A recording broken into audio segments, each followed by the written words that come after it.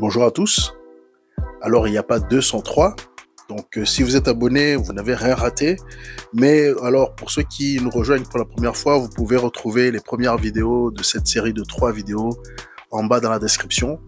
Abonnez-vous, mettez les notifications afin de ne rater aucune de nos nouvelles vidéos. Pour ceux qui ne connaissent pas Walid Shoebat, nous vous conseillons de suivre simplement les introductions de la première et deuxième vidéo parce que ça dit beaucoup de choses et ça vous indiquera quand même d'où vient ce monsieur et quelles sont ses motivations. Mais lui aussi, il témoigne de lui-même, donc voilà. Pour ceux qui n'ont pas suivi les 2 autres vidéos, sachez que cette série d'enseignements est pour vous si vous vous intéressez au futur des nations, à la prophétie biblique, à la géopolitique internationale. Cette série est vraiment pour vous.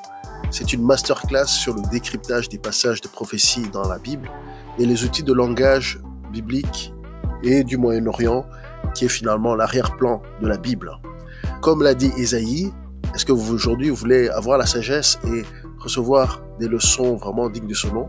Car la Bible, donc, c'est précepte sur précepte, règle sur règle, un peu ici, un peu là. Dans une autre version, c'est une ligne ici, une ligne là, un peu ici, un peu là.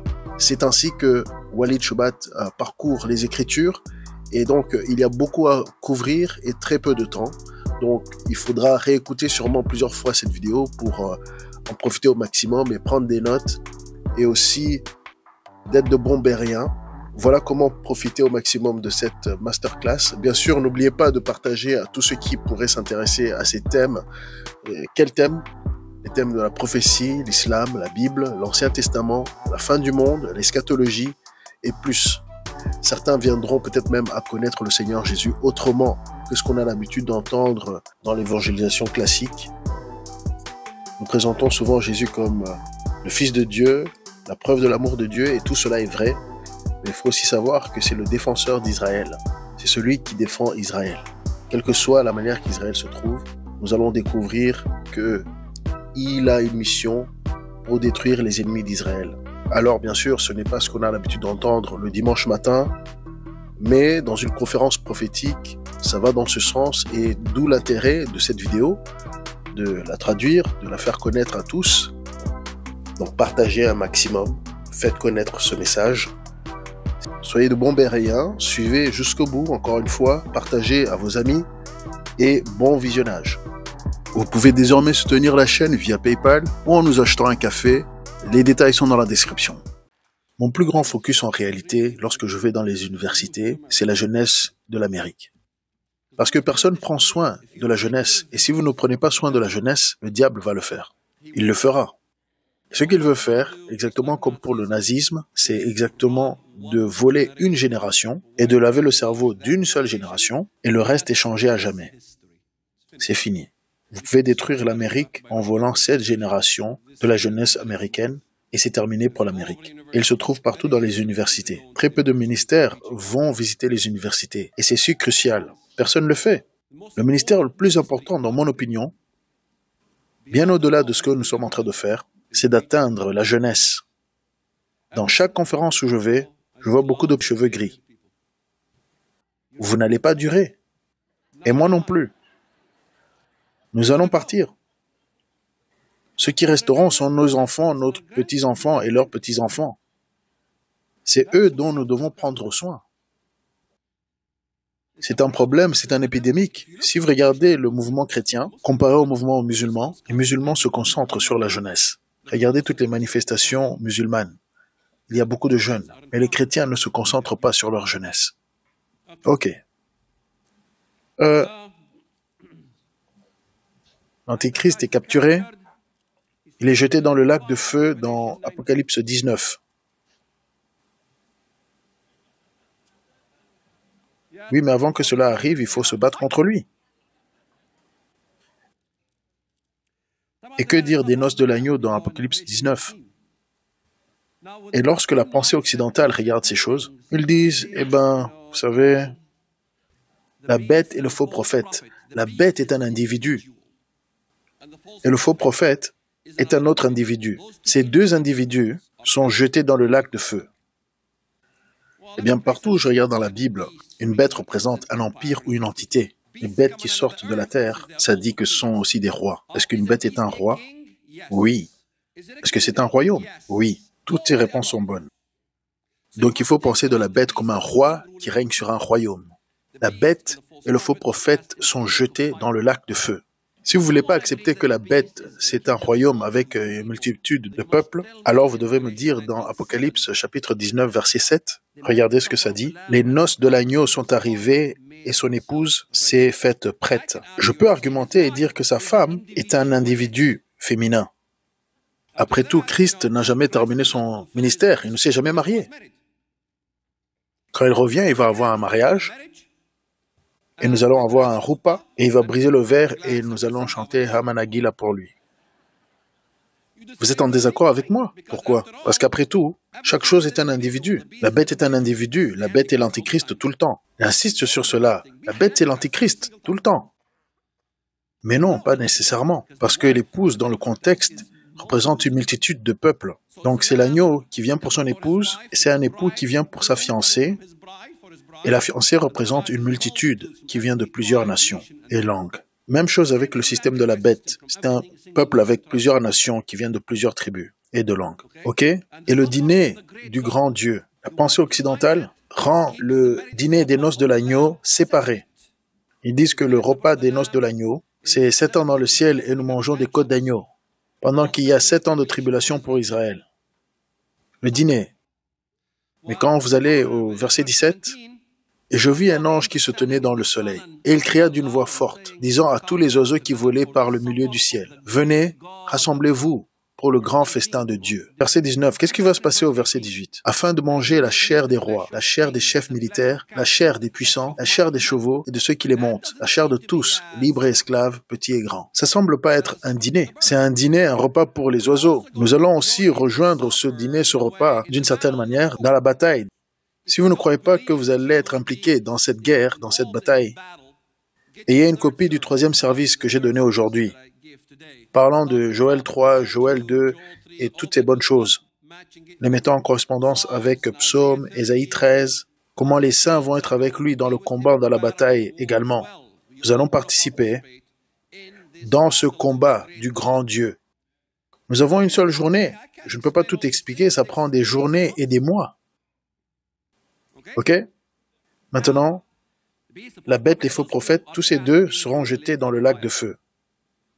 Vous savez, la bête et le faux prophète qui soient jetés dans le lac de feu, savez-vous que la Bible vous dit littéralement ce que ça veut dire? Toutes les nations qui sont impliquées. Savez-vous que la Bible donne toutes les nations qui vont être impliquées et qui seront jetées en enfer? Où est l'Antichrist? Le saviez-vous? Vous voulez le voir? Soyez mes invités. Je sais que vous ne me croyez pas, beaucoup d'entre vous ne me croyez pas parce qu'on n'en parle pas beaucoup dans les églises. On n'en parle jamais. Je ne sais pas, j'essaie de faire un titre pour mon livre, mon nouveau livre. La Bible qui n'a jamais été discutée.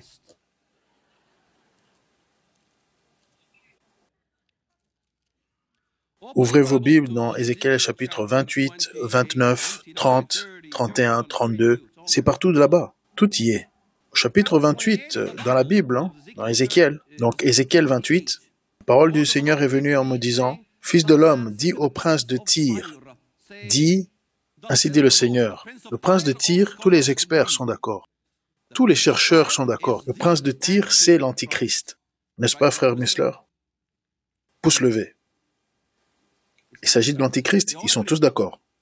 Et tu as dit, je suis Dieu, je suis assis sur le siège de Dieu, au sein des mers. Toi, tu es un homme et non Dieu. Ok? Certains disent que ça, c'est un personnage historique. Non, ce n'est pas le cas. Laissez-moi vous dire pourquoi ce n'est pas un personnage historique. Regardez ce que ça dit au verset 10. Regardez d'abord verset 8. Ils te précipiteront dans la fosse. Est-ce que je dois interpréter cela? Il va en enfer. Pareil que la bête et le faux prophète. Verset 10. Tu mourras de la mort des incirconcis par la main des étrangers. Je pensais que l'Antichrist régnait sur le monde entier. Qui sont ces étrangers qui vont le précipiter dans la fosse? Savez-vous que même les parties les plus connues de la Bible, vous m'entendez clairement ou bien je dois me rapprocher de cette chose? Ça va? Ça va comme ça? Est-ce que ça fonctionne? Certains disent non. Est-ce que ceci fonctionne? Vous m'avez donné une bombe à blanc.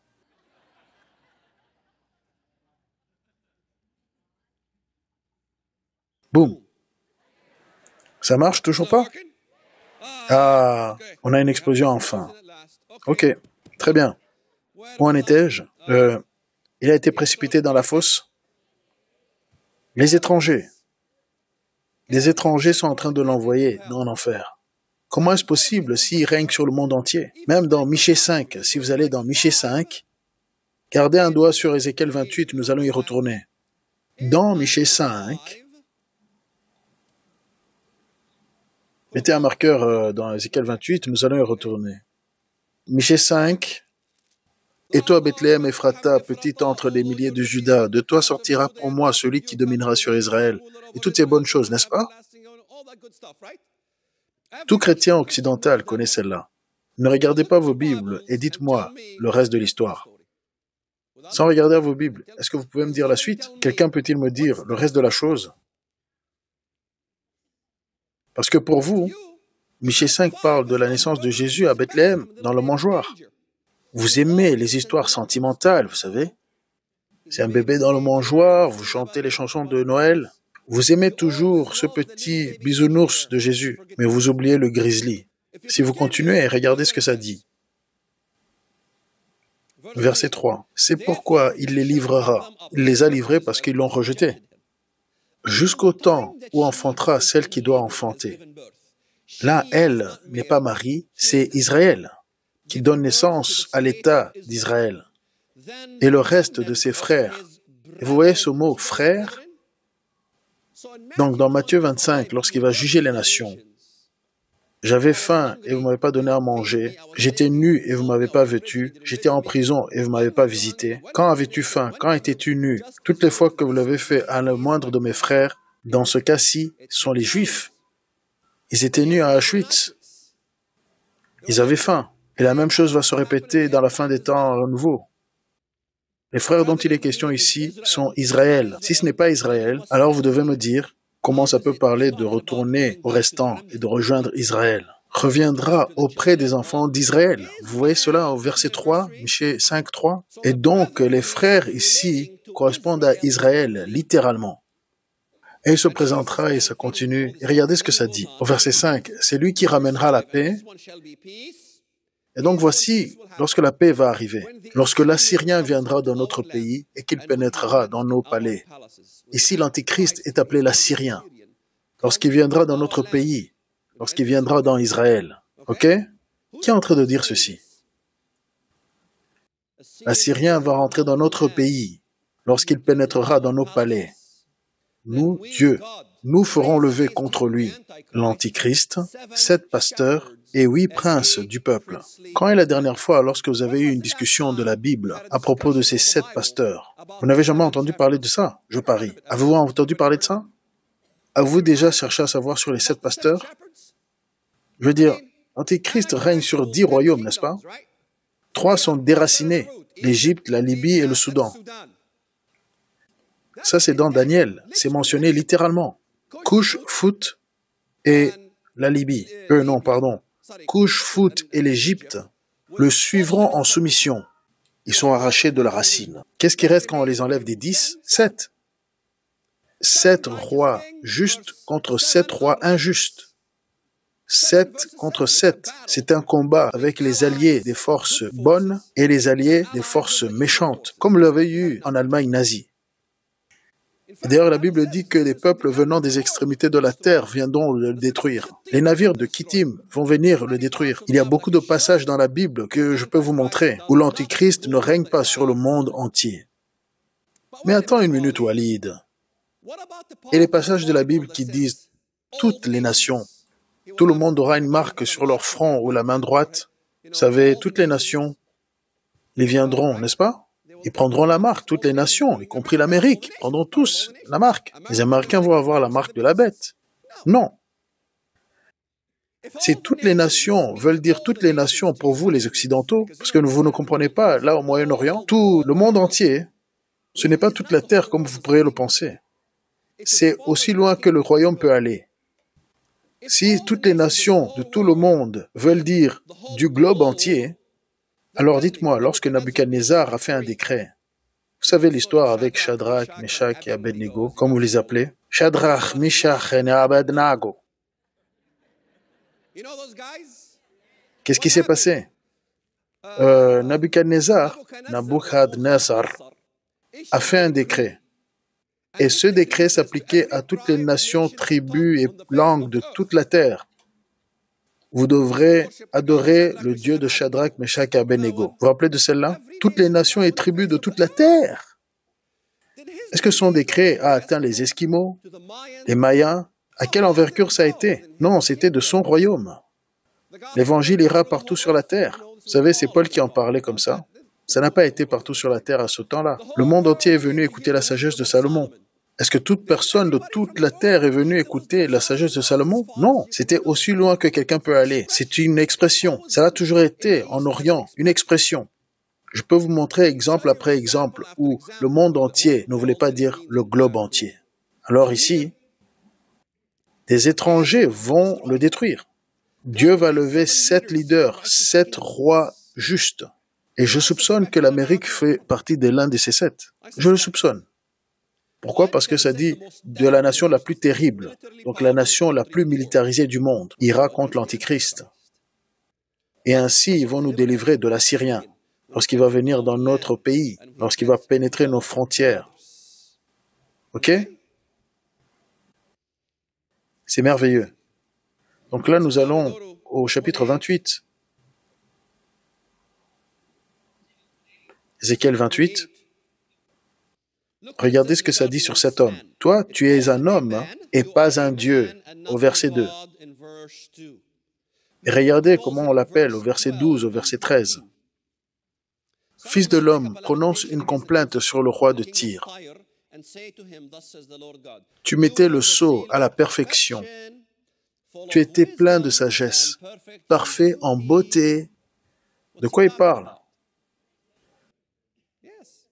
Tu étais en Éden, le jardin de Dieu, verset 13. Qui était dans le jardin de Dieu? Eh bien, je ne peux pas le dire de manière conclusive. Après tout, il y avait d'autres personnes dans le jardin de Dieu. Il y avait Adam et Steve, n'est-ce pas?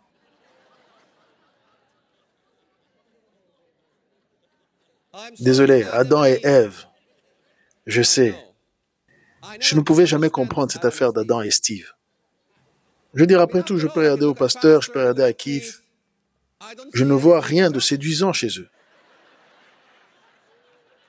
Même que lorsque vous faites votre musculation et que vous venez avec des abdos. Non, c'est dégueulasse. Ça n'est pas séduisant. Vous pouvez dire, oh, c'est un beau mec. Ah non, ça n'est pas le cas. Je n'ai jamais vu un beau mec une fois dans ma vie. Jamais. Même pas une fois. Et je me suis toujours demandé, mais le luxe de la chair, cette chair, la femme, elle est tellement belle, elle est si douce, si belle. Je ne peux pas être amoureux d'un gorille. Je n'ai jamais pu comprendre les tendances homosexuelles. J'ai demandé à ma femme plusieurs fois, « Chérie, qu'est-ce que tu trouves en moi ?» Je ne comprends pas. Chaque fois que je regarde le miroir, ça me dégoûte. Elle dit, chérie, tu ne comprendras jamais. Et j'ai dit, crois-moi, je ne vais jamais le comprendre. Malgré le nombre de fois qu'elle essaie de me l'expliquer, je ne comprends pas. Je ne le comprends pas. Comment elle peut même me donner un bisou? Est-ce qu'il y a une femme ici qui pourrait donner un bisou à Yasser Arafat?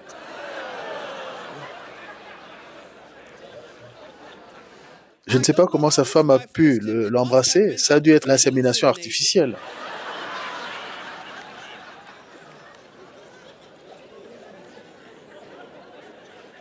Qui était en Éden, dans le jardin de Dieu, c'était Adam et Ève. Et regardez verset 14. Tu étais un chérubin protecteur aux ailes déployées. Ah, ce n'est ni Adam ni Ève. C'était l'ange Lucifer. Tu étais parfait dans ta beauté, rempli de sagesse. Et le Coran parle de ça. Le Coran parle de l'ange que Mahomet a rencontré. Ça donne les mêmes descriptions. C'est dans mon nouveau livre. des choses extraordinaires. Comment le Coran décrit le Borak? Cette créature est décrite comme très belle, remplie de choses précieuses comme des pierres d'onyx et des choses semblables. Très très beau à voir. Des pierres précieuses exactement comme la Bible. Et vous savez, vous voyez, l'islam appelle l'ange que Mahomet a rencontré le Borak, le paon de tous les anges. Avez-vous déjà vu un paon avec ses plumes déployées? Et vous voyez cette fresque que dépeint ses plumes avec, c'est comme des rubis et tout le reste. Et le paon est le plus beau de tous les oiseaux. Un oiseau, dans la Bible, est toujours une image de Lucifer ou du diable. C'est pour ça, lorsque la prostituée est détruite, la ville devient une habitation d'oiseaux, tous les oiseaux impurs.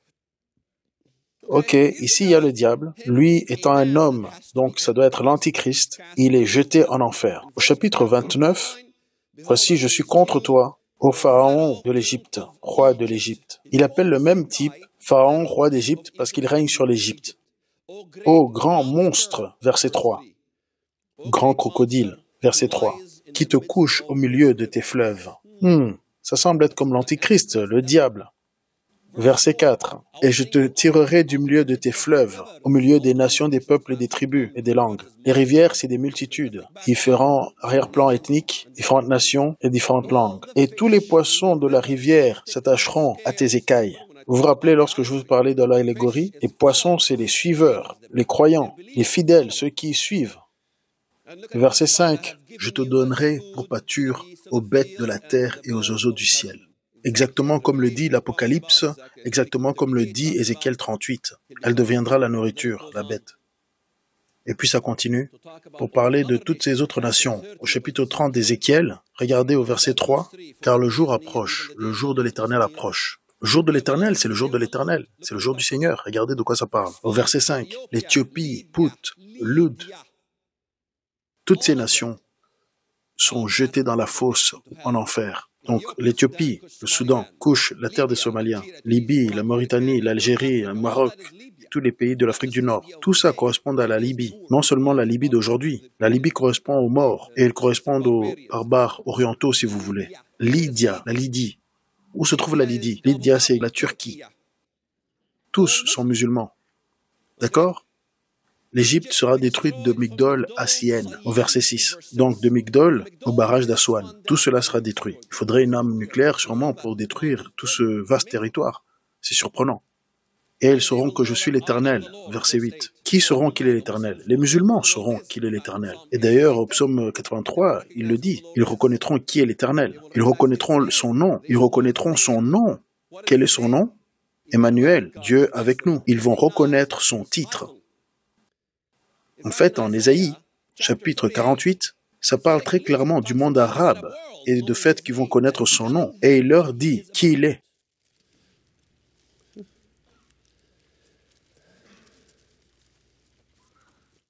Ésaïe 48, la Trinité de Dieu, verset 16. Dans le 48e chapitre d'Ésaïe, et resté toujours au 28e d'Ézéchiel, regardez ce que ça dit. Celui que l'Éternel aime exécutera sa volonté contre Babylone, et son bras s'apaisantira sur les Chaldéens. Le bras de l'Éternel, lorsque vous lisez le bras de l'Éternel dans l'Ancien Testament, c'est toujours le Messie. Toujours, son bras est le Messie. Il envoie son bras. C'est exactement comme ça dans Ésaïe, chapitre 53. Son bras, cherchez-le. Il est appelé le bras de l'Éternel. Verset 15. C'est moi qui ai parlé. Je l'ai aussi appelé. Qui? Le Messie. Je l'ai fait venir et son œuvre réussira. Verset 16. Approchez-vous de moi et écoutez ceci. Dès le commencement, je n'ai point parlé en secret. Autant que la chose a été faite, j'étais là. Au commencement était la parole, et la parole était avec Dieu, et la parole était Dieu. Et maintenant, le Seigneur l'Éternel, donc le Père, et son Esprit, le Saint-Esprit, le second de la Trinité, m'ont envoyé, moi, le Fils, la Trinité entière dans un seul verset, dans l'Ancien Testament. C'est merveilleux. Vous pouvez imaginer lorsque j'ai lu ceci en tant que musulman? Ainsi parle l'Éternel, ton Rédempteur, le Saint d'Israël, moi l'Éternel, ton Dieu. Il vient contre ses ennemis. Il combat les ennemis d'Israël. Et au chapitre 46, avant cela, regardez ce que ça dit.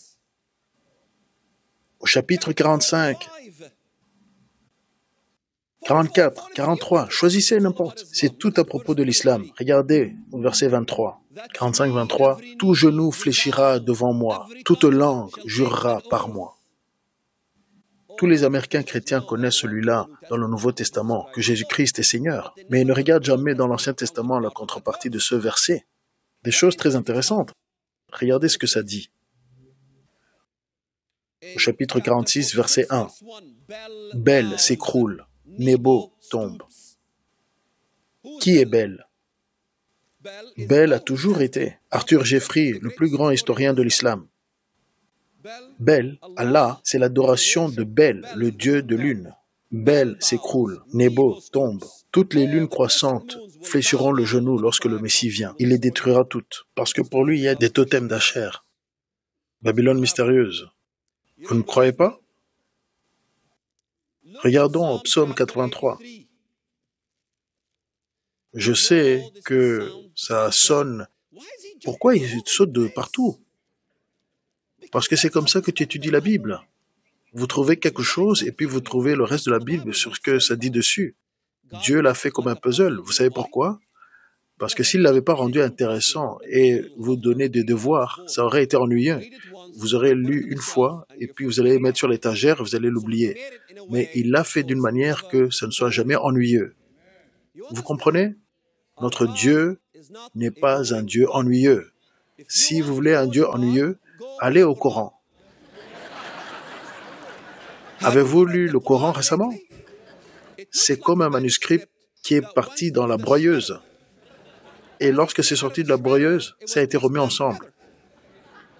Essayez de le lire. Allez à la maison et essayez de le lire. Je ne m'inquiète pas pour vous de le lire. Vous n'allez pas devenir musulman. Vous essayez de lire toutes ces choses. C'est un peu partout éparpillé. Ça n'a pas de sens. C'est plein de confusion. Et dans ce psaume 83, regardez ce que ça dit. Dans psaume 83, il dit, rappelez-vous de psaume 83, le fameux psaume, « Lève-toi, ô Dieu, juge la terre, car toutes les nations t'appartiennent. » Il parle du Messie. Dieu ne se lève pas de son trône si ce n'est pas important. Allez-vous me dire qu'il se lève de son trône si ce n'est pas quelque chose d'important? Dieu. Et puis il va dans le sujet. Ça parle du jugement de ces nations qui viennent et forment une fédération contre Israël. C'est des Dômes, les Ismaélites, les Moabiens, les autres. Ils forment tous cette confédération contre Israël et il va les détruire. Regardez ce qu'il dit. Traite leurs chefs comme Horeb et Zeb et tous leurs princes comme Zébak et Tsalmouna. Traite-les comme tu as traité Madian. D'accord? Verset 9. Traite-les comme tu l'as fait avec Madian, comme avec Sisera. D'accord? Traite-les comme Gédéon a traité Zébar et Tsalmouna. Verset 11. Vous voyez Zébar et Tsalmouna? Le point de vue occidental regardera ça et dira Zébar, Tsalmouna, oh, c'est quoi ça? Sautons ça. Faites pas ça. En d'autres mots, lorsque Dieu se lève, donc ça c'est le Messie, verset 8 du psaume 82, il vient pour juger ces nations, exactement ce qui se passe en Joël. Il nomme ces nations et il dit, je vais faire envers eux exactement ce qui s'est passé à Zeb, Zébak et Tsalmouna. C'est comme cela qu'il va juger ces nations. Ce sont les musulmans. D'accord? Alors qu'est-ce que Gédéon a fait à Zébar et Tsalmouna? Rappelez-vous. Combien de la Bible parle de Christ? Toute la Bible, chacune des parties de la Bible. C'est ce qui m'a étonné de la Bible. Mais allez, Walid, Joseph, le Messie souffrant. David, le Messie roi. Ok, Gédéon, le Messie guerrier. Vous voulez savoir ce que l'ours grizzly va faire lorsqu'il vient sur la terre? Étudiez Gédéon. Ça va vous ouvrir les yeux comme jamais auparavant. Vous savez d'où j'ai récupéré cette attitude? Gédéon, mon favori. Il met au défi les prophètes de Baal. Et n'est pas très gentil dans sa manière non plus. Et il leur demande, qu'est-ce qui est passé à votre Baal? Est-ce qu'il est parti faire pipi? C'est dans le texte. C'est exactement comme ça dans le texte. Est-ce qu'il est parti aux toilettes? Il s'occupe de ses petites affaires? C'est ce qu'il leur dit. Dieu est marrant. quand les Cananéens, les Philistins ont volé l'arche. Dieu les a frappés d'hémorroïdes. Et ils ont mis l'arche sur les animaux et ils ont dit « Reprenez cette chose de nous. C'est une douleur ouf. » Dieu est marrant en effet. Et quoi qu'il se passe, il va faire la même chose que Gédéon a fait à Zébar et Salmouna. Alors vous devrez dire, mais c'est qui Zébar et Salmouna? Quelle est l'histoire derrière ça? Quelle est l'histoire de Zébar et Salmouna dans la Bible? Vous devez aller dans Juge chapitre 8. C'est exactement ce qui s'est passé à Zébar et Salmouna, ce que Gédéon a fait à ces gens-là. Qu'est-ce que Gédéon les a fait? Regardons ce qu'il les a fait. Au verset 21. Zébar et Salmouna dirent « Lève-toi toi-même et tue-nous, car tel est l'homme, telle est sa force. » Et Gédéon se leva et tua Zébar et Salmouna. Il prend ensuite les croissants qui étaient au cou de leurs chameaux. Je sais, vous avez une version très courante et vous n'arrivez pas à le trouver.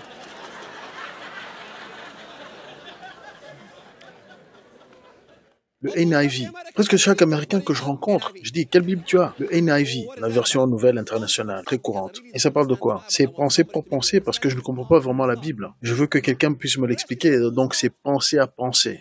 Mais quelle pensée? Vous êtes déjà demandé, qui pense? Vous savez ma Bible? Vous savez ce qu'il y a dessus? Des commentaires? Non, il n'y a rien. Juste la parole de Dieu, c'est tout. C'est comme ça que je l'ai lu. Je n'avais rien de ce que vous avez, vous les gars. Ah bon, j'ai besoin de cette référence, vous voyez?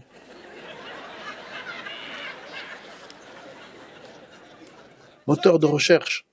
J'utilise un moteur de recherche d'ordinateur pour m'enseigner sur les mots. Je vais au grec et à l'hébreu. Ne me mécomprenez pas. Je ne suis pas contre ces outils, mais tout ce dont vous avez besoin, c'est le grec et l'hébreu, un bon dictionnaire biblique et la Bible, et vous avez tout ce que vous avez besoin. 4 livres. C'est tout dont vous avez besoin. Des cartes, oui, des bonnes cartes. C'est tout dont vous avez besoin et puis vous allez vraiment faire très bien. Vous réussirez, vous aurez la compréhension des allégories, comment décrypter ces allégories et vraiment apprécier pour le restant de vos jours. Je ne m'inquiète pas de partir en prison pour le restant de mes jours, j'ai besoin d'un livre. Si on me donne la Bible, j'ai tout ce qu'il me faut. Et en fait, lorsque même je faisais des enregistrements pour un documentaire, donc avec l'équipe d'enregistrement, lorsque vous rencontrez ces gens dans les médias pour faire des documentaires, c'est souvent des païens. Et ils disent, ah ben vous savez, ah oui, mais nous adorons tous le même Dieu, hein. Donc la chose habituelle. Nous croyons tous au même Dieu. Et je leur ai dit, mais je vais vous poser une question et dites-moi honnêtement. Si vous êtes condamné en prison, et ils vous disent, bon d'accord, alors on va vous faire le tour ici, il y a le quartier des cellules A et le quartier B. Ok, vous devrez aller pour le restant de vos jours. Nous donnons à tous nos résidents permanents 2 livres.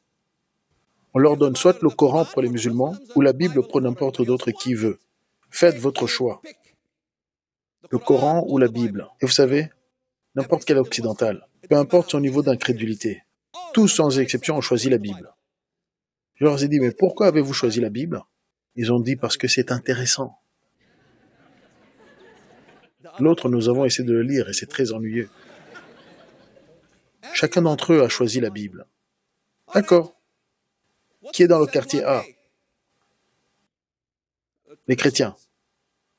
Qu'est-ce qui est dans le quartier B? Les musulmans. Vous avez un choix, vous pouvez aller dans le quartier A ou le quartier B. Chacun d'eux a choisi la section chrétienne.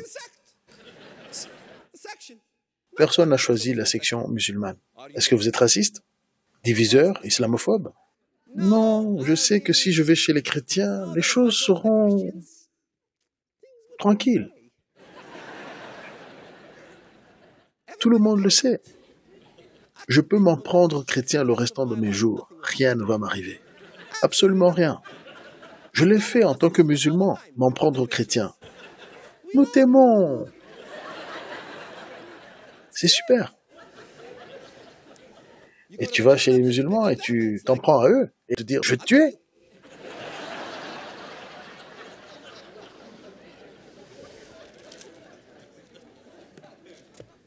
Il a détruit tous les ornements de croissant. Et maintenant, nous allons trouver la prostituée de Babylone. Chapitre 17 d'Apocalypse. La femme montée sur la bête. Elle a une coupe dans sa main. Apocalypse 17. La prostituée a une coupe qu'elle tient dans sa main. Tout d'abord, l'ange dit à Jean, l'ange il parlait à Jean, vous voyez, Jean est en train de raconter, d'écrire ce dont il a été témoin. Et il a dit, l'ange m'a transporté dans le désert, dans un désert. Vérifiez-le, cherchez. Et là, il m'a montré dans ce désert, dans cette étendue, une femme montée sur une bête. Et puis plus tard, il dit, Jean, pourquoi tu te poses des questions sur qui est cette femme? Je vais te le dire. Vraiment? Waouh! Voilà une clé pour décrypter des choses. Il dit, la femme que tu vois est une ville. C'est un lieu géographique, c'est un endroit, dans un désert. Il a amené Jean dans ce désert pour montrer à Jean une vision. Et j'ai eu une objection qui a dit, mais attends une minute Walid, il l'a amené au désert, mais il a vu une vidéo, c'est tout ce qu'il a vu cette vidéo. Et j'ai dit, excusez-moi, laissez-moi vous amener à tous les endroits dans la Bible où un ange a pris quelqu'un quelque part. Il a pris quelqu'un vers une montagne et lui a montré la montagne de Sion ou bien la montagne ou la montagne du temple. C'était sur une montagne, il l'a amené sur une montagne. Il m'a amené à la vallée et là il m'a montré des ossements d'hommes morts. La vallée, c'est la suite, c'est la destruction des Juifs. Je rassemblerai tous ces os et il créera une nation. Il donnera naissance à une nation en une journée. C'est étonnant. Il donne naissance en une journée. Elle qui est au point d'enfanter. La prophétie d'Ésaïe s'est accomplie. Et Israël était dans le travail, elle a donné naissance en une journée à cette nation appelée Israël. Ça s'est passé dans votre vivant. Donc, l'endroit est dans un désert. La femme, elle a une coupe dans sa main. Elle donne aux nations ce que la Bible appelle le vin de ses fornications. Elle fornique avec les nations. Elle les rend saouls avec ce vin et les nations de la terre sont intoxiquées. Elle a cette chose en abondance. Cette délicatesse, ce produit qu'elle a, elle a en abondance. Une quantité énorme de ce vin avec laquelle elle intoxique les nations. En échange, elle boit le sang des saints. En échange, les nations sont silencieuses concernant toutes les persécutions qu'elle fait, tuant les saints et buvant leur sang. Donne-moi leur sang et je vous donne ce vin qui vous rend saoul. Qui est le vin? La Grèce. George Bush a dit, l'Amérique est accro au pétrole. Accro, c'est une addiction. Ça s'appelle Babylone mystérieuse. Pourquoi? Parce qu'il faut aller à Babel pour comprendre toute cette chose. Quelle était l'histoire de Babel? L'histoire de Babel est que ils se sont assemblés et ils ont dit, mettons-nous ensemble et construisons un nom pour nous-mêmes. C'est la première chose qu'ils ont fait. Ils se sont construits un nom. Rendons notre nom grand. Allahu Akbar. Qu'est-ce qu'ils font? Prenons tout ce que nous avons. Qu'est-ce que nous avons? Nous avons des briques et nous avons du bitume, de l'asphalte, du pétrole. Prenons le pétrole et construisons un nom pour nous-mêmes. Et donc, ils ont pris des briques et ils ont construit un ziggurat pour arriver au niveau de Dieu. Le but entier était l'orgueil de Babel. Et Dieu les a confus. Et Dieu ne permettra jamais à Babel d'être reconstruit. Il ne permettra jamais à ce royaume de revenir. Ça ne va jamais se passer. Parce que Christ, comme cela a été dit au début, descendons, donc Dieu lui-même, et confondons leur langage. Et Dieu va le faire à nouveau, et ce sera le second retour de Christ. Lorsqu'il viendra, il va les confondre, il va les détruire. Ça ne réussira jamais. Vous ne me croyez pas que c'est le pétrole? D'accord. Tout d'abord, je vais vous donner la preuve A, et ensuite je vais vous donner la preuve B, et rappelez-moi s'il le faut de vous montrer la preuve B au cas où j'oublie. Dieu utilise-t-il des cadets de l'espace? La réponse est oui. Il utilise des gens qui bégayent, comme Moïse. Il peut utiliser un terroriste comme Paul. Paul était un terroriste. Il tuait des chrétiens. Il terrorisait les croyants. Il était juste comme moi. Ne demandez pas à Dieu comment il travaille. S'il a choisi Paul, un terroriste, et s'il a choisi Moïse, qui avait grandi comme un Égyptien et qui bégayait, et pour tout ça pour mener Israël, ne le questionnez pas. Il prend un terroriste et il en fait ce qu'il veut. Et vous savez quoi? Habituellement, c'est comme ça que Dieu travaille. Il prend rarement les gens du séminaire. Ils sont trop fiers.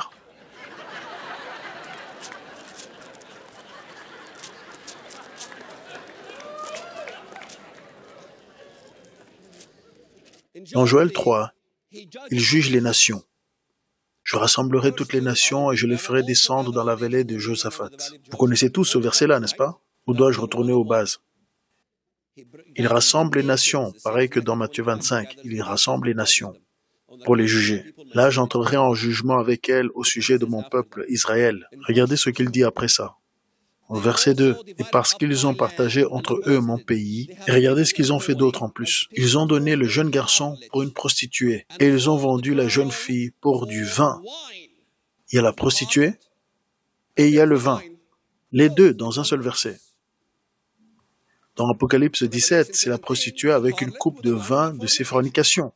Et ici, il dit, « Vous avez trahi les Juifs au profit des cochons qui vont se saouler sur ce vin, et aussi au profit de cette prostituée, cette fausse religion, au lieu de prendre les livres et la Bible que je vous ai donnée. Vous avez choisi quelqu'un d'autre. Dieu n'aime pas la prostitution. » Et vous dites, mais attendez une minute, la prostituée, ça doit être une église qui a chuté. Vous savez que l'islam est une secte chrétienne, le savez-vous? L'islam a commencé comme une secte chrétienne. Les marcions, le déni de la Trinité. Vous savez comment vous détectez une secte? Demandez-leur ce qu'ils pensent de la Trinité. S'ils ne croient pas dans la Trinité ou de l'unité trinitaire de Dieu, courez. Courez, ne vous asseyez surtout pas. Sortez de là. La Bible en dit long sur ce sujet. C'est la première chose dont j'ai dû faire face. J'ai dû faire face à plein de choses en tant que musulman. Le déni de la Trinité. Je veux dire, j'étais mauvais. Le déni de la crucifixion. Déni du sang. La haine d'Israël. La haine de la femme.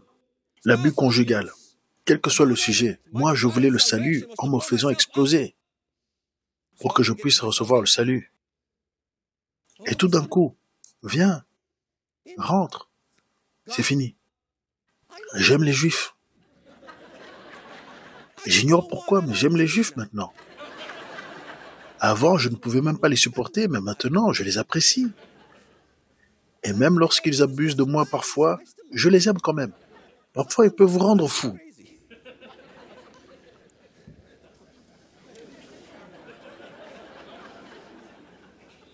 Et voici, c'est là.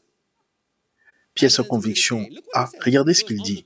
Et il continue à dire au verset 4, « Que me voulez-vous, Tyr et Sidon, et vous tous, districts des Philistins ?» Qui sont Tyr et Sidon? Tyr, c'est Liban, et Sidon, c'est aussi le Liban. Et les districts des Philistins, ça c'est Gaza. Qui est au Liban? Le Hezbollah. Nasrallah. Vous vous rappelez ce que j'ai dit au service précédent? Deuxième service?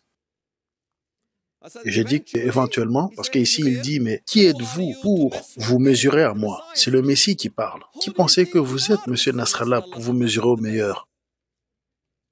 Qui êtes-vous pour vous mesurer à moi? Vous savez ce qui va se passer? Les arbres et les pierres vont crier, Nasrallah, et se cachent derrière moi. Viens aux Juifs, viens aux serviteurs de Yahweh, viens et tue-le, jusqu'à qu'il n'y ait aucune de ces personnes qui reste. Vous ne croyez pas? Regardez comment vous vous êtes débarrassé du nazisme. L'Amérique s'est débarrassée du nazisme en bombardant Dresden. Vous avez montré aucune pitié. Je vous connais, vous les Américains. Vous êtes des gentils. Bonjour monsieur, comment allez-vous? C'est comme tu les regardes et tu dis, mais trop gentil. Mais si tu veux te mesurer aux Américains, fais attention. Je vous connais. Hiroshima, Nagasaki. Quelqu'un d'autre a quelque chose à dire? Non?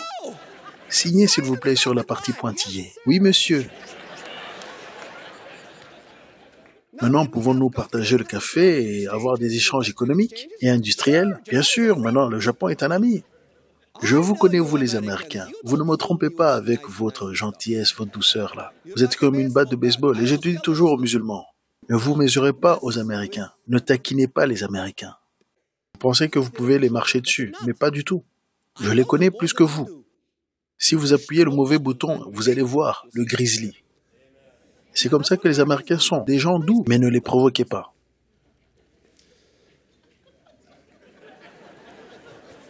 Où en étais-je? Pièce à conviction B. Si vous ne me croyez pas qu'il s'agit du pétrole, alors allez à Ésaïe 34. Vous savez pourquoi j'agis comme un clown parfois? Parce que les musulmans m'accusent toujours d'être un clown. Ils disent ce type est un clown. Vous savez quoi? Je préférerais qu'ils croient que je suis un clown. Vous savez pourquoi? Peut-être ils me laisseraient tranquille enfin. Si je suis un clown, laissez-moi tranquille. Je suis un clown, n'est-ce pas? Pourquoi alors vous voulez me tuer? Vous ne tuez pas les clowns, vous vous moquez d'eux. Au chapitre 34 d'Ésaïe, regardez ce que ça dit au verset 2.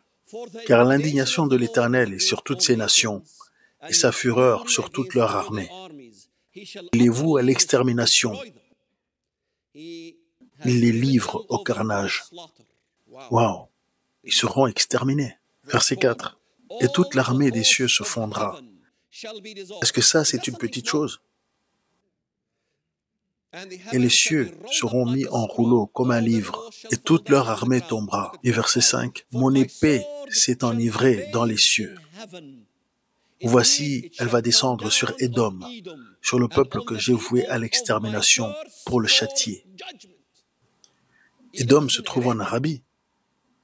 Ézéchiel 25, de Téhéman à Dédan. En d'autres mots, du Yémen à l'Arabie Saoudite.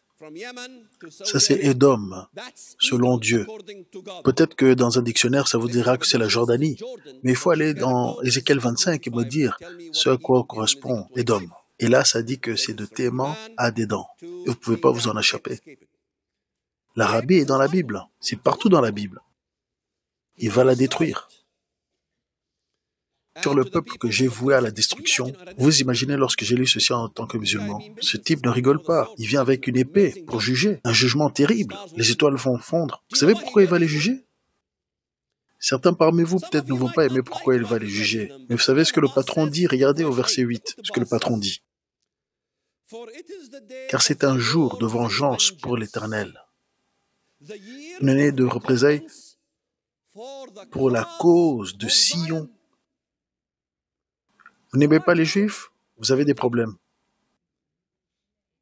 En d'autres mots, il dit, moi personnellement, je descendrai du ciel avec une épée. Personnellement, je vais régler ce problème par rapport à Sion de manière permanente.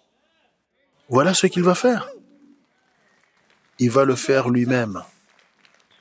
Il vient pour régler cette affaire par rapport aux Arabes concernant Israël. Ça le dit juste là. Vous voulez dire qu'il ne le dit pas cela? Bon, ok. C'est votre problème. Débattez cela au jugement avec lui, perdez le débat et vous irez à gauche. Verset 9. Il parle de l'Arabie. Qu'est-ce qu'il va faire de l'Arabie? Et ça le dit au verset 9. Ces torrents seront changés en quoi? En poids. En poids. Dans la langue arabique, la lettre P n'existe pas. On ne dit pas Palestine, nous disons Balestine. Le P n'existe pas en arabe. Alors vous pouvez imaginer la difficulté que j'ai eue en lisant cette partie du texte. J'ai dû bien apprendre à prononcer le P très rapidement. Sinon, je ne vais jamais avoir une occasion de parler devant une chaire. La poix.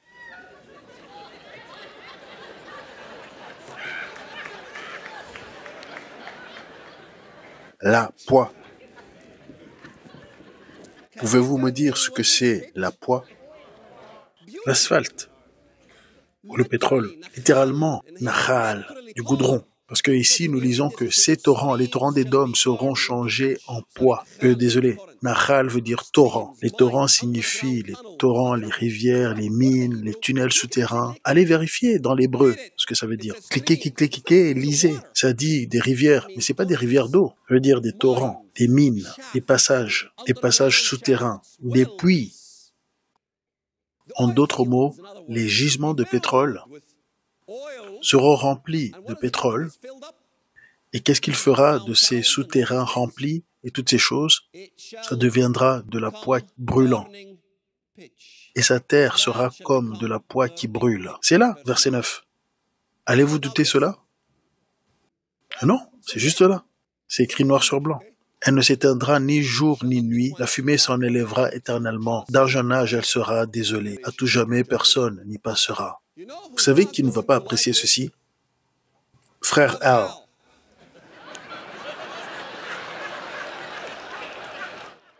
Al Gore ne va pas apprécier ceci. Vous allez vous asseoir dans votre bureau en tant qu'ambassadeur, et puis ça va toquer à la porte. « Ah, Mr. Gore, c'est vous !»« Ah, il est furieux. Avez-vous vu sa face quand il est furieux? Tout rouge, issu des aisselles, ressemble à un diable. » Et vous dites « Monsieur Gore, calmez-vous. Je sais que ce sujet est assez sensible, je le sais, que c'est mauvais pour l'environnement, mais c'est écrit que ça brûlera pour toujours et toujours. C'est un problème avec lequel vous devrez aller au patron là à Jérusalem, mais puis-je vous suggérer de ne pas y aller en lui disant comment vous pensez qu'il devrait faire tourner les choses. Et vous pensez au frère Al et vous dites, mais qu'est-ce que c'est toute cette affaire avec l'environnement? Le soleil est en train de chauffer et il blâme l'économie. Ah, mais ce sont les usines, nous devons fermer les usines américaines. Nous ne pouvons plus émettre des carburants fossiles, c'est mauvais pour l'environnement. Mais vous savez, il veut affaiblir les nations justes de ce monde. Le diable travaille, et vous devrez comprendre la manière que le diable travaille. Il veut affaiblir les nations justes. La Bible dit qu'il affaiblit les nations. Il veut affaiblir quelle nation? La mère ours qui veille sur Israël, l'Amérique. Mais vous savez, ça ne fonctionne jamais pour le diable. Ça n'a rien à voir avec les carburants fossiles. Le soleil est en supernova et en nova, et il se chauffe et augmente en température tout seul. J'ai vu un programme là-dessus. Le soleil chauffe par lui-même.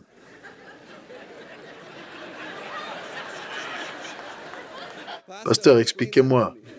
Qu'est-ce que j'ai fait? Pourquoi il rigole? Le soleil chauffe par lui-même. Ça n'a rien à voir avec l'environnement. Alors le diable, il envoie, vous savez, ses agents pour vous affaiblir. Mais vous savez, ça rebondit à nouveau sur le diable. Je vais vous dire pourquoi. Donc, ok, tu veux prendre soin de l'environnement. Donc, le diable est un grand environnementaliste. Il faut diminuer les émissions CO2, blablabla, blabla, les émissions de voitures. Il y a tous ces libéraux américains qui veulent prendre soin de l'environnement et qui sont contre la combustion d'hydrocarbures. Vous savez quoi? Maintenant, ils veulent des voitures électriques. Donc, les deux partis devraient être contents. Républicains, démocrates, libéraux, quelle que soit la politique. Ils sont tous contents et ils veulent des voitures électriques dans l'avenir. C'est mieux pour l'économie. Et le diable sait que son temps est court. Il ne peut plus utiliser le vin pour longtemps. Et donc, il sait que son temps est court, alors il bouge très, très rapidement. Plus nous nous rapprochons de l'ère de la voiture électrique, devinez quoi? Ils vont bouger très rapidement et vont essayer d'écraser cette affaire-là. Alors, en tant que chrétien, il est important de travailler avec ces gens-là, ces autres partis, vous savez, ces environnementalistes. Beaucoup d'entre eux sont bien, ils sont cool, ça va, ils sont pas si mauvais. Il y a des extrêmes, des libéraux de gauche extrêmes. La majorité des Américains sont au milieu. Et je sais que beaucoup d'entre vous sont pessimistes pour l'Amérique, que vous voyez que tout va en dessous. Mais moi, c'est pas le cas. Je suis assez optimiste. Je suis très optimiste pour ce pays, parce que ce pays va finir par se réveiller. C'est ce que le reste des chrétiens va faire qui va déterminer la manière que Dieu va juger ce pays. Vous êtes ce reste. Ce que vous faites compte.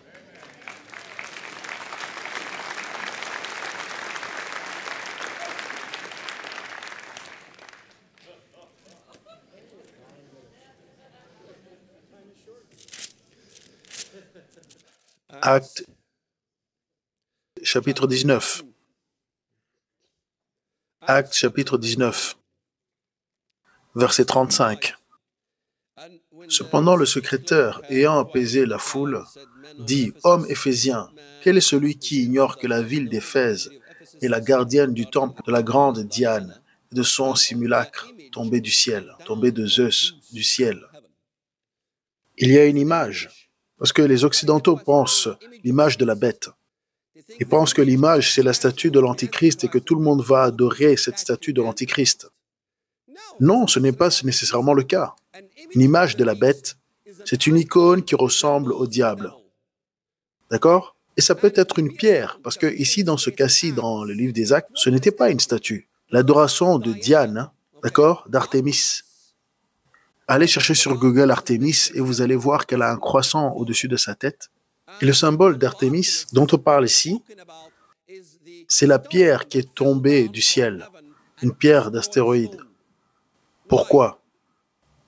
Satan n'a pas encore sa domination sur la terre. Il n'est pas encore venu demeurer dans le corps de l'Antéchrist, mais il veut toujours construire un temple pour lui-même, pour imiter. Rappelez-vous que la règle numéro 1 avec l'Antéchrist, il est Antichrist. Les musulmans ont un lieu d'adoration. C'est la pierre noire, comme dans Acte 19, le saviez-vous? 1,3 milliard de musulmans se prosternent 5 fois par jour en direction de la pierre, dans le désert, tel que la Bible dit. Ils se prosternent tous à l'image de la bête. Ça se passe déjà, ça a toujours été. L'Antichrist. Les Occidentaux, lorsqu'on dit Antichrist, mal de tête, d'Afalgan. Antichrist, eh bien, c'est le gars qui vient dire « Je suis Jésus, je suis mort pour vos péchés, je suis celui qui a versé son sang », or qu'en réalité, ce n'est pas le vrai gars. Et elle vous ment à tous et vous trompe tous à vous faire croire qu'il est Jésus. C'est ainsi que l'Occident identifie l'Antichrist. Mais ça, ce n'est pas la manière que la Bible identifie l'Antichrist. Ça, ce n'est que la moitié de l'équation. Anti-Christ. Anti, c'est contre Christ. Est-ce qu'il dit « Je suis mort à la croix » ? Mais pas du tout. Il déteste la croix. Il refuse tous ces éléments. Le sang ? Mais pas du tout, Michel. Trinité ? Je te tue. Pas de Trinité dans son royaume. Il est contre Christ. C'est ce que la Bible dit. Il est antichrist. Une fois que vous comprenez qu'il est contre Christ, qu'il est antichrist, alors maintenant vous commencez à bien comprendre la définition de cet esprit antichrist, qui est le menteur. 1 Jean, verset 22. Il est celui qui renie que Jésus-Christ est venu en chair et en os. Antichrist renie le Père et le Fils, n'est-ce pas? C'est ça l'esprit antichrist. Et il est déjà parmi vous. Cette affaire-là a commencé dès le commencement. Et maintenant, ça culmine dans un culte, dans une secte immense. L'islam est un mélange chrétien babylonien qui adore la pierre noire auquel il se prosterne. La pierre noire, il faut aller une fois dans sa vie à la Mecque et embrasser la pierre noire ou faire 7 tours autour d'elle. Et la pierre noire vous enlève vos péchés. Pourquoi? Parce que Lucifer veut être comme Christ, donc il imite Christ. Il est contre et il essaye de le remplacer. Et donc il prend ses péchés, les péchés du monde. Vous savez comment les musulmans peuvent être pardonnés de leurs péchés? En faisant le tour 7 fois autour de la Kaaba. Et ça, supposément, prend les péchés de ces musulmans. Et vous savez pourquoi la pierre est noire? Parce que ça a pris les péchés des musulmans et c'est devenu noir. Vous ne me croyez pas? Allez vers Google, cherchez la pierre noire. Appréciez la lecture, il y a tellement à lire sur la pierre noire, tellement de choses à discuter, mais le temps est tellement court. Ézéchiel, nous n'avons pas terminé. Ézéchiel, continuons l'histoire, Libye, Pout, Lud, tous ces pays dans la fosse. Et ensuite, il les nomme. Au chapitre 31, chapitre 32, il les nomme, ils vont tous dans la fosse. Ils vont en enfer. Et puis, chapitre 32 et verset 22, là est l'Assyrien avec toute sa multitude. Et ses sépulcres sont autour de lui. Tous sont morts, sont tombés par l'épée. Là est Élam avec sa multitude. Verset 24, Iran, et ils sont tous descendus inscrits aussi dans les profondeurs de la terre. Tous musulmans, musulmans, musulmans. Et verset 26, là est Méchec et Tubal au sud de la Russie, dans la fosse, dans l'enfer. Regardez, c'est très clair. Verset 29, là sont Édom, le monde arabe, dans la fosse, les Sidoniens, au Liban, dans la fosse, l'un après l'autre, cités littéralement et envoyés en enfer par le jugement. Mesdames et messieurs du jury, l'ADN, y compris Christ lui-même. Je vous ai donné Ésaïe 19, il vient contre l'Égypte sur une nuée. Je vous ai donné Ésaïe 10, 31, le Liban tombera par un puissant. Je vous ai donné Habakkuk 3, il vient de Médian, il se bat. Je vous ai donné Ésaïe 63, il vient et ses vêtements sont remplis de sang d'Édom, du monde musulman. Je vous ai donné Ézéchiel d'un peu partout. Je vous ai donné Psaume 82 et 83 avec toutes les nations citées. Gebal, Ammon, Moab, Assyrie, les peuples de Tyr. Je vous ai donné toutes ces preuves à conviction avec Christ qui se bat littéralement. Ce sont des preuves à conviction niveau ADN. Et ensuite, on va aux zones problématiques. Ézéchiel 38. Vous lisez tout ça et ensuite vous allez à Ézéchiel 38. Vous voyez? Le combat de la Russie. Les Américains sont à cheval dessus parce que c'est la Russie. Non, c'est pas la Russie. Si vous prenez Roche, parce que les traductions, il y a deux types de traductions. Le chef prince de Tubal et Méchec ou chef de Roche, Méchec et Tubal. Voilà les deux traductions que nous avons. Chef prince de Roche, Méchec et Tubal. Roche est un nom, le nom d'un endroit. Vous savez quoi? Qu'importe celui que vous voulez prendre. Laissez-moi vous dire pourquoi. Ça ne change rien si vous prenez Roche comme un endroit ou Roche comme la tête de, le chef prince de, Méchec et Tubal. Tous les experts sont d'accord, Méchec et Tubal sont en Turquie. Ce n'est pas Moscou et Tobolsk. Si vous prenez Roche comme un nom ou un prénom, si vous cherchez dans chaque expert de la prophétie biblique, si vous regardez leur dire, ils disent que c'est la Russie. Mais si vous regardez aux preuves qui sont là pour argumenter cette affirmation, ils vont vous donner des citations. Ils vous donneront l'historiographie, ils vous donneront, vous savez, le Macmillan Atlas, l'Atlas Moody, les dictionnaires, les cartes. Ils vous donneront Joséphus, ils vous donneront tous ces historiens, les contemporains à l'époque d'Ézéchiel. Toutes ces références, ils prennent toutes ces références et ils les mettent devant vous. Donc prenez toutes ces références qu'ils mettent devant vous pour argumenter que Roche c'est la Russie. Regardez à leurs références.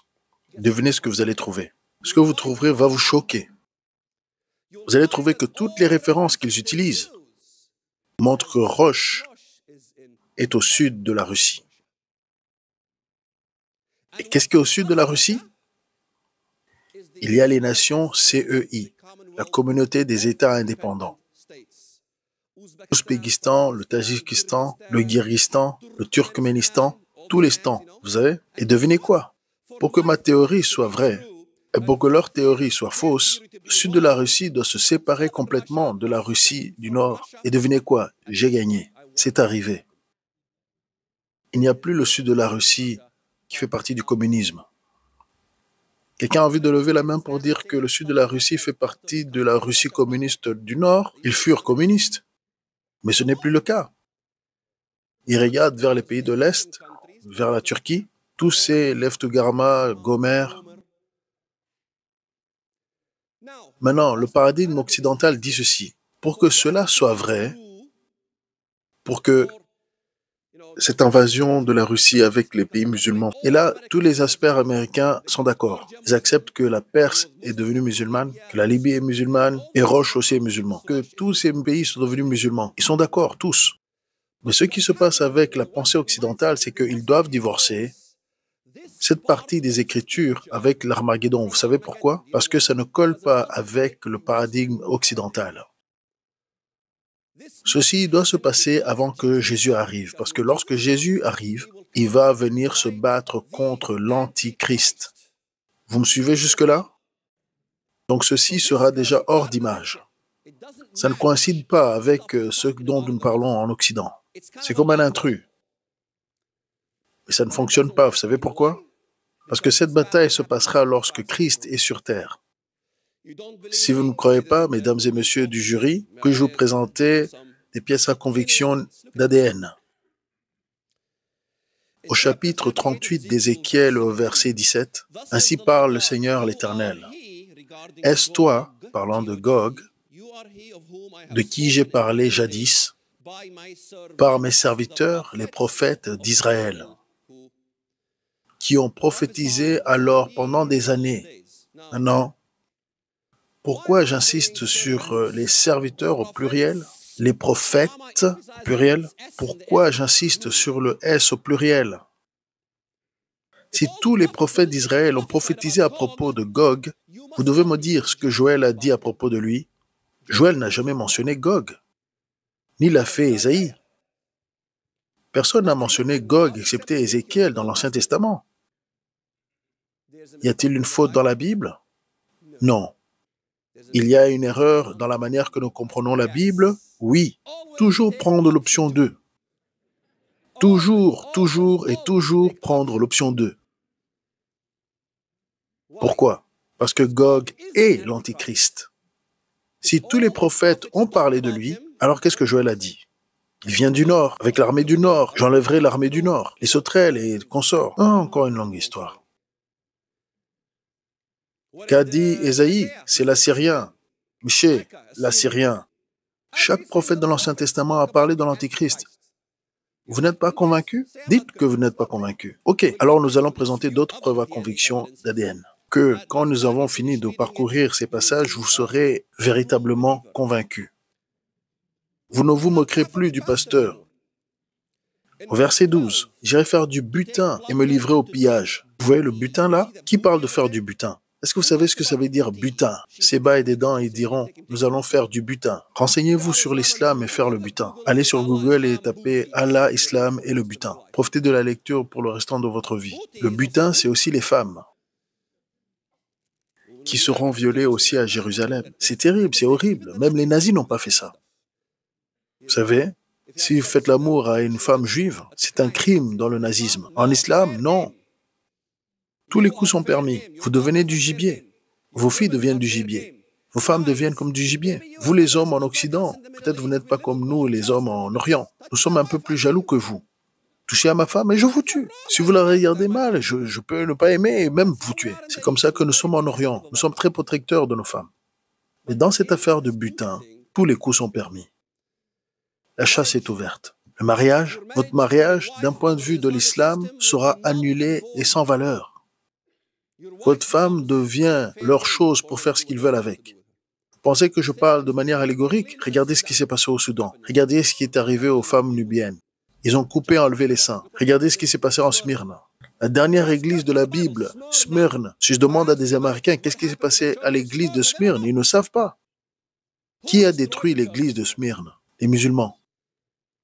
Ils ont coupé la tête des femmes. Des centaines de milliers ont été décapités à Smyrne, dans le début des années 1900.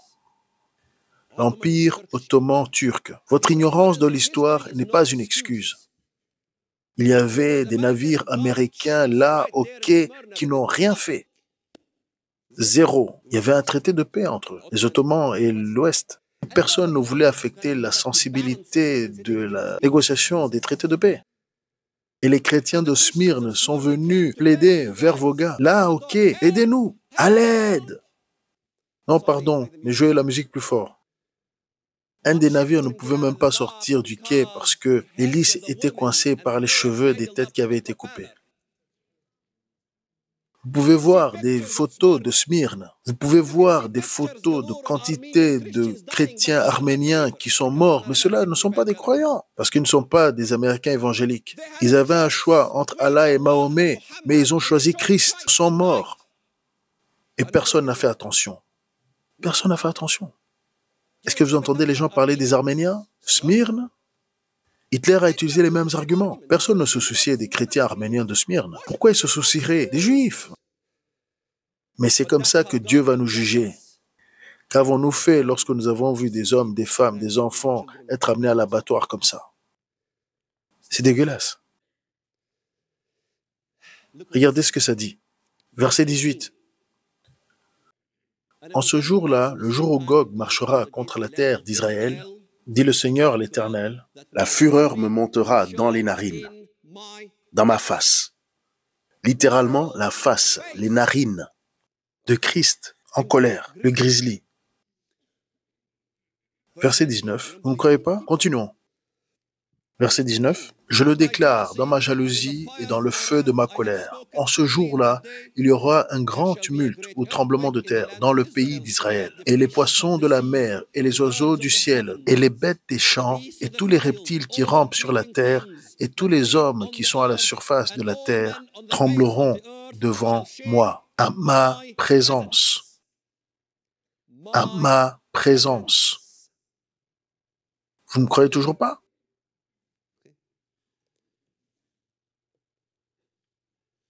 Regardez ce que ça dit. Continuons. Chapitre 39, verset 7. Je ferai connaître mon saint nom au milieu de mon peuple Israël, et je ne les laisserai plus profaner mon saint nom. Israël est racheté. Quand est-ce qu'Israël sera racheté? Seulement lorsque Christ sera sur terre. Sa face littéralement, ses narines, parmi eux littéralement. Comment ce combat peut être séparé de celui de l'Armageddon? Regardez au verset 17 du chapitre 39.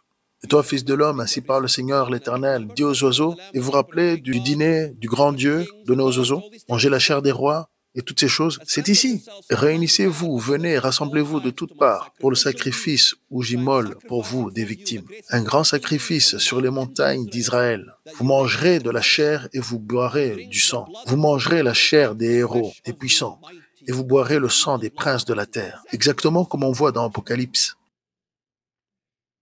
D'accord? Vous ne me croyez pas? Regardez ce que ça dit ici.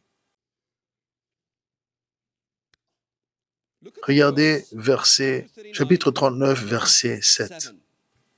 Je ferai connaître mon saint nom. Et ça, nous l'avons déjà lu. Mais lisons la suite alors. Et les nations sauront. Les païens sauront qui Dieu est. Que je suis l'Éternel, le Saint. C'est quoi ce petit mot juste après? Le Saint.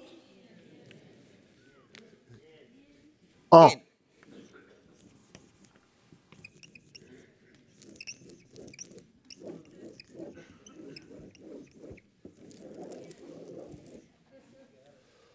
Quelle partie de en ne comprenez-vous pas?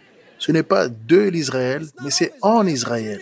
La plupart du temps, dans toute la Bible, c'est le Saint d'Israël. Mais là, c'est le Saint en Israël. Vous savez le nombre de fois que j'ai vu des gens enseigner Ézéchiel 38 et sauter ce passage tout le temps? Et ils font leurs affirmations et bougent juste leurs lèvres à cette référence. Voici pourquoi étudier la Bible est une affaire monotone. Ce n'est pas comme Jacques Van Impe le ferait. Regardez le programme. Vous l'avez vu? Il fera son affirmation, Matthieu 24, 15, et puis il dit plein de choses. Et merci pour la référence. Et vous allez à la référence, et c'est assez proche, mais quand même, ça ne coïncide pas. Vous devrez lire le texte exactement tel qu'il est. Chaque point, chaque mot, chaque trait sur le T, Dieu ne veut pas des chrétiens insoucieux. Il veut des béréens. Des béréens. Es-tu un chrétien béréen? Es-tu prêt à mourir pour la cause de Christ? Ou veux-tu simplement honorer de tes lèvres? Quel type de chrétien es-tu? Marie, est-ce que tu enseignes à ta femme la Bible? Ou est-ce ta femme qui t'enseigne la Bible? Honte à toi. C'est ton rôle de mener. Vous savez, très souvent, lorsque je vais dans une église, c'est toujours une femme qui nous amène là où il faut parler. Les hommes sont en train de dormir. Toujours. Des Esther, je les appelle. Keith, est-ce qu'il y a des Esther là en bas? Oui, il y en a. Ah, très bien. Alors bougez-vous. Ne vous asseyez pas là simplement. Travaillez, trouvez du travail et faites-le. Les Esther font le travail. Les hommes, ils sont mous. Vraiment, les hommes, vous devrez apprendre la Bible et enseigner à vos femmes la Bible. C'est votre rôle de mener. Et désolé, maintenant je sais que les hommes ne vont pas m'apprécier. Si tu aimes ta femme, prépare-toi à mourir pour elle. Si tu n'es pas prêt à mourir pour ta femme, alors tu n'es pas un véritable homme. Ta femme aurait dû trouver quelqu'un d'autre. C'est ton rôle de t'occuper de ta femme. C'est ton rôle de travailler, de suer, de saigner. Ta femme, son rôle, c'est de rencontrer ses amis et boire du café.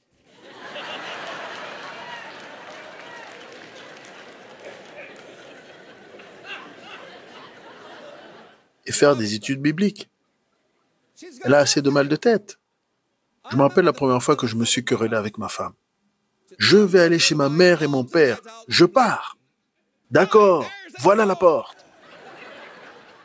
Ah, ok. Prends soin des enfants. Chut, il est parti. Pas de problème, je peux m'occuper des enfants.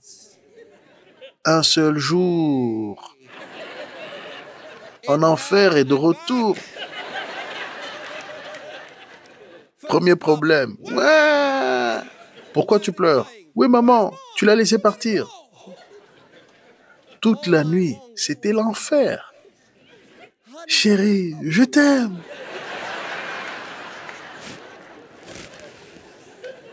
Rentre vite.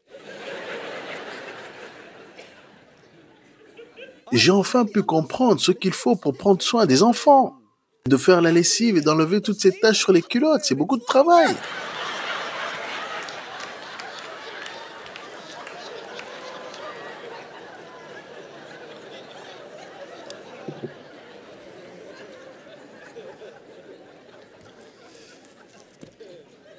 Daniel 9, la même histoire. Nous avons plus de temps. Eh oui.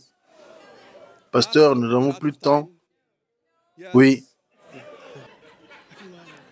Vous savez les gars, j'ai dit à Walid plus tôt dans la soirée combien c'est excitant de l'écouter. Combien ça me rappelle d'être en Israël dans la tournée. Parce que lorsque vous allez en Israël, vous voyez les choses, vous entendez des explications de votre guide et nous parcourons les Écritures et tout commence à prendre sens parce que vous le voyez du point de vue de ce monde-là. C'est émerveillant. Levons-nous, nous allons prier pour lui et vous pourrez ensuite partir.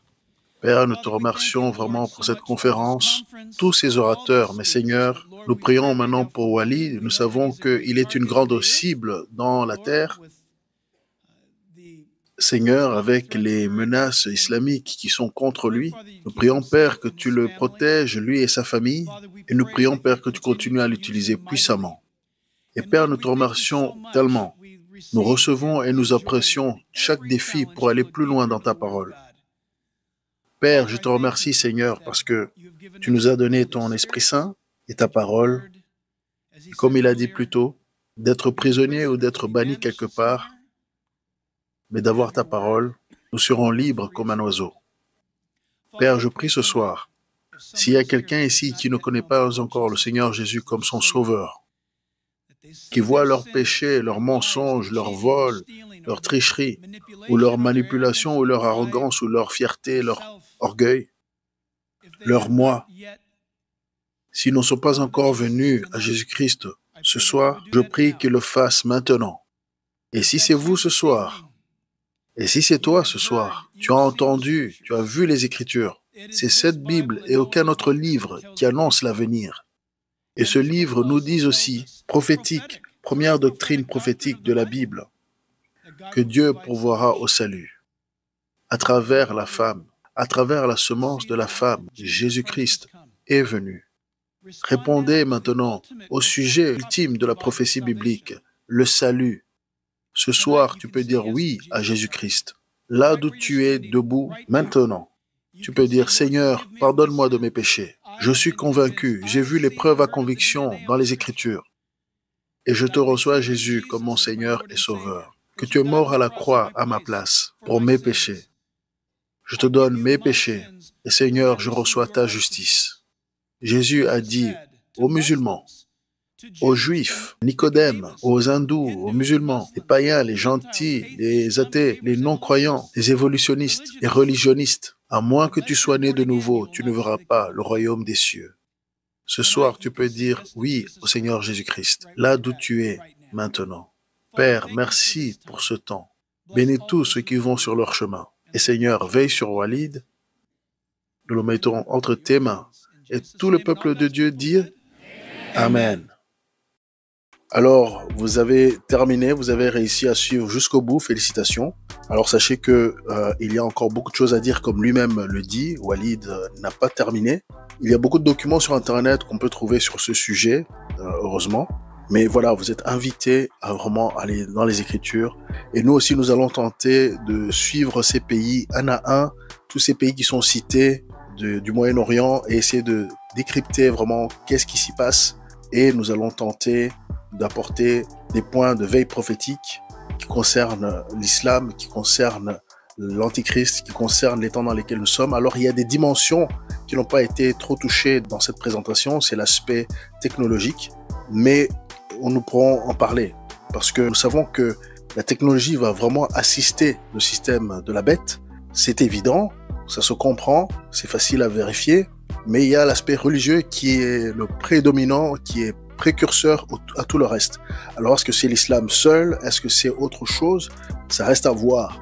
Mais nous voyons qu'il y a une grosse dimension dedans. Alors, si vous êtes au courant de la maison abrahamique en EUA, dans les Émirats Arabes Unis, où on la cite encore la ville Neom, qui est en train d'être construite, très innovante, très technologique. En Arabie Saoudite, par contre, nous nous rendons compte qu'il y a beaucoup de choses à observer.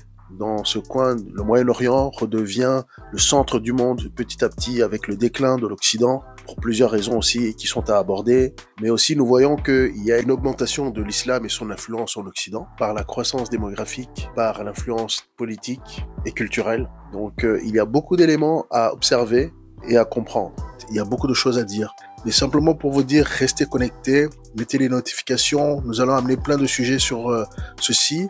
Et voilà. Donc, à très bientôt. Que pensez-vous de cette vidéo? Est-ce que vous êtes d'accord? Est-ce que vous n'êtes pas d'accord? Ou est-ce que vous voyez les choses autrement? Ou si vous avez reçu autre chose qui va avec ce message, laissez un commentaire. Si cette vidéo vous interpelle, si cette vidéo vous parle, laissez un commentaire. Partagez vos rêves, vos expériences de mort imminente, vos expériences spirituelles à l'adresse ci-dessous, visiontransformation.info@gmail.com.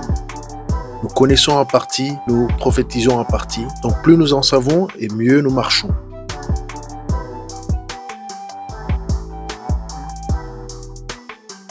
Vous pouvez désormais soutenir la chaîne via PayPal ou en nous achetant un café. Les détails sont dans la description.